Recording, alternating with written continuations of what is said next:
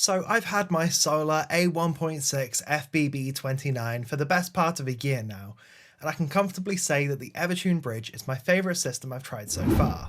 After getting into too many arguments about it online, I figured I ought to tackle some of the misconceptions about the EverTune Bridge. I'd like to go over all of the main ones I could think of and discuss my thoughts on them. However, if there's anything else you'd like to know about the EverTune, just drop it in the comment section below and let's have a chat about it. Myth number 1. The EverTune does the same thing as a well set up guitar.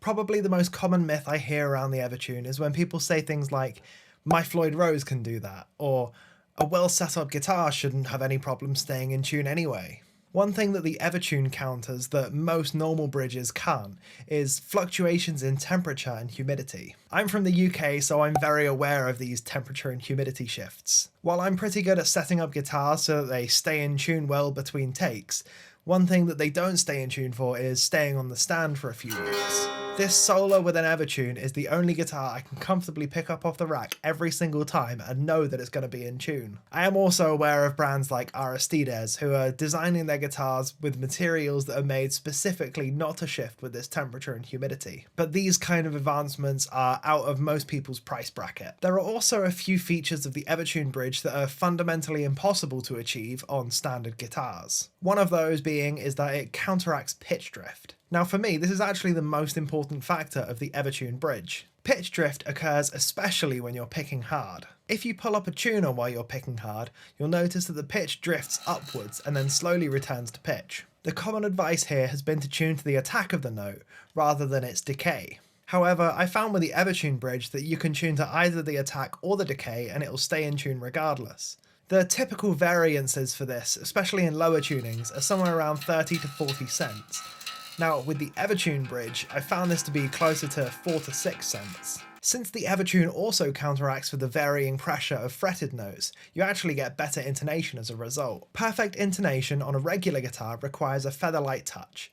Too heavy on the fretting hand, and you'll slowly bend the note out of tune. You typically want just enough force for the note to ring out, without so much force that the note goes sharp. On the EverTune, this pressure is counteracted by the bridge itself, so the window for perfect intonation opens up significantly. Now with that first myth all nicely cleaned up, let's have a chug break. A nice palate cleanser, if you will. I'm running Amped block letter with the 6666 lead channel.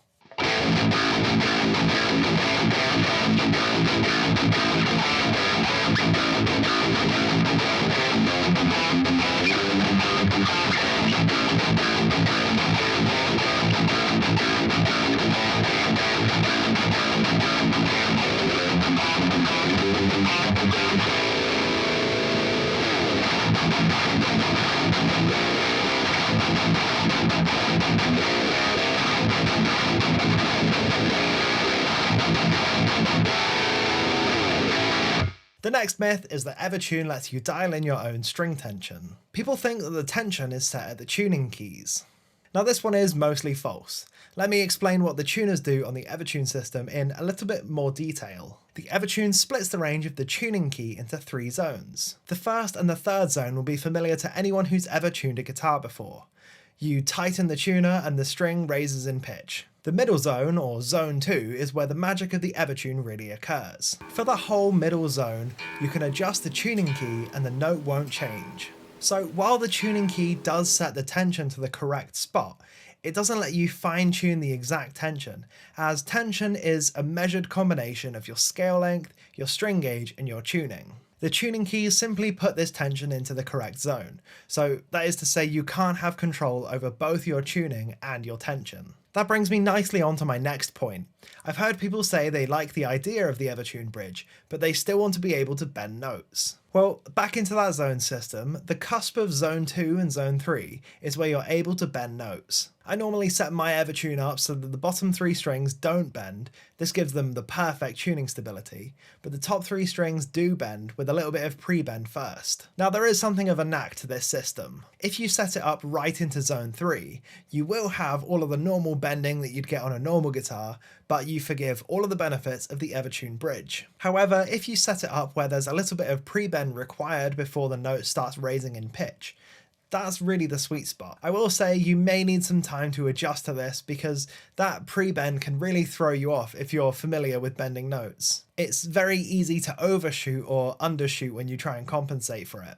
But I would also say this is no real difference to swapping string gauges, for example. Now, on the topic of strings, a lot of people say that you can use lighter string gauges with the EverTune bridge. Now, this one isn't really a myth I can confirm nor deny. This one is an entirely case-by-case basis that depends on the player. If the reason you use heavier strings on regular guitars is to combat the pitch drift, then absolutely, when you switch over to the EverTune, you'll be able to use lighter string gauges and you won't have a problem. Now, this one was a myth that I believed right up until I got an EverTune system myself and started experimenting with string gauges. Okay, another quick palate cleanser before we get into some more myths. Here are some loud, aggressive chugs. By the way, if you haven't subscribed to my channel already, I would really appreciate it if you could do so. On with the chugs.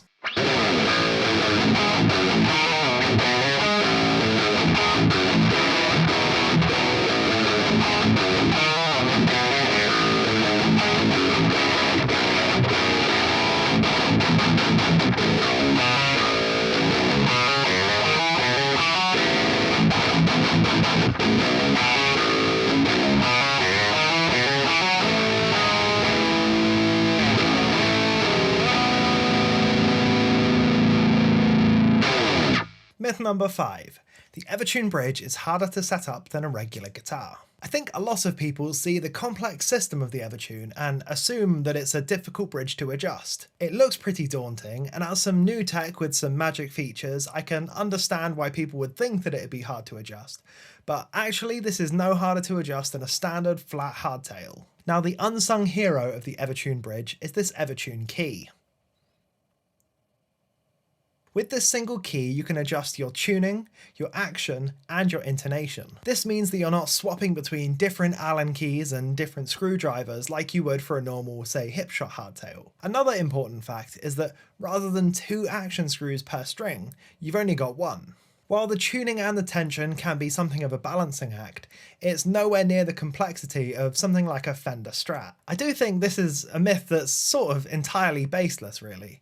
As soon as you understand the zone system, everything becomes incredibly easy to set up. Now, speaking of setups, this is a big one.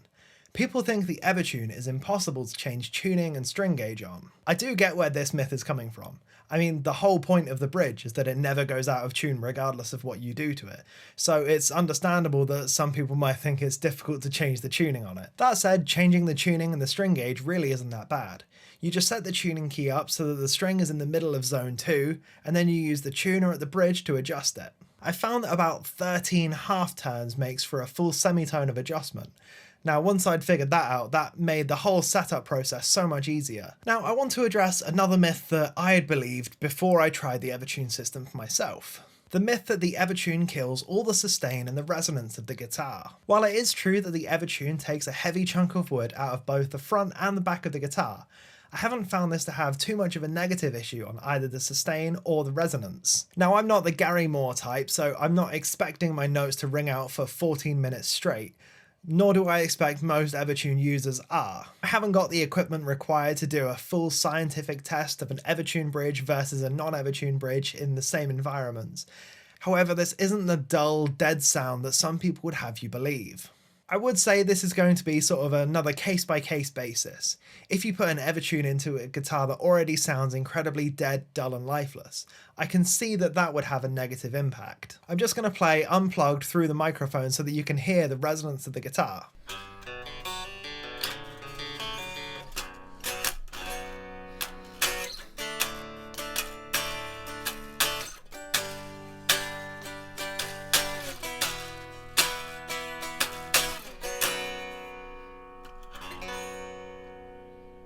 Now I'm going to do a quick sustain check with it plugged into ML5.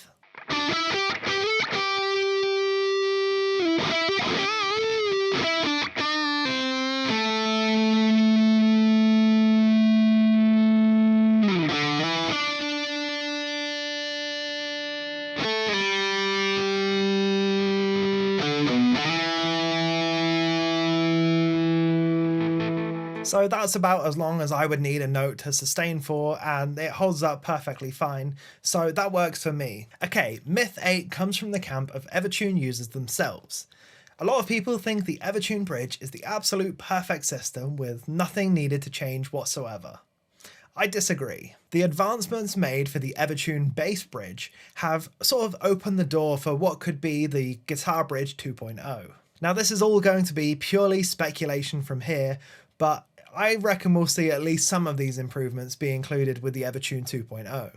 Pretty much the only quantifiable negative of the EverTune bridge is the loss of wood. The EverTune bass bridge seems to take a lot less wood out, given that the bridge itself is top-loading and self-contained. The bass bridge also has monorail style saddles, which means that it can be used on multi-scale instruments as well as 5 strings, 6 strings and whatever else. Now if we apply that to guitar, the same concept could apply. A monorail bridge could be used on multi-scale guitars, as well as 7 strings, 8 strings, 9 strings, 10 strings, and anything beyond. So while the EverTune isn't completely perfect, I'd say for my use case at least, it works perfectly fine. So there are all of the myths that I could think of about the EverTune bridge. I absolutely love it. I've already got another guitar with an EverTune on the way, a Balaguer Woodman. I'm even tempted to send out some of my current favourite guitars for EverTune retrofits.